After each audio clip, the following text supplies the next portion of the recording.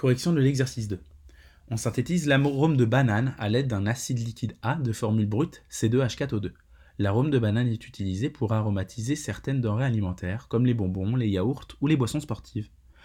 On donne la masse volumique de l'acide qu'on a utilisé, donc la masse volumique c'est 1,05 kg par litre. Et on utilise un volume de 25 ml. Calculer la quantité de matière de cet acide. Alors pour calculer cette quantité de matière, on pose déjà le calcul. La quantité de matière, c'est la masse sur la masse moléculaire. Donc c'est ça qui a été posé ici. C'est une expression littérale. Je vais ensuite déterminer la masse molaire moléculaire.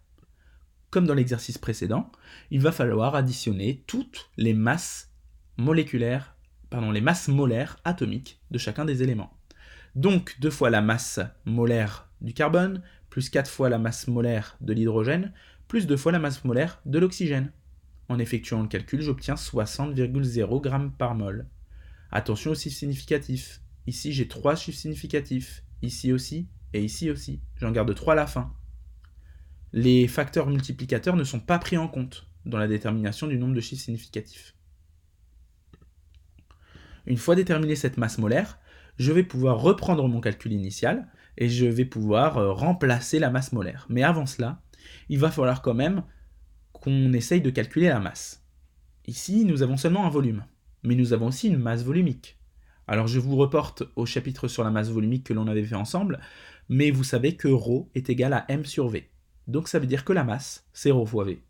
Donc on peut remplacer la masse ici, ma, par ρa fois va.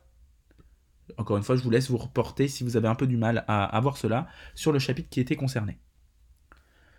Une fois que nous avons cette expression littérale, toutes les grandeurs qui sont dans cette expression littérale, nous connaissons leurs valeurs. Donc nous allons pouvoir remplacer ces grandeurs par leurs valeurs numériques.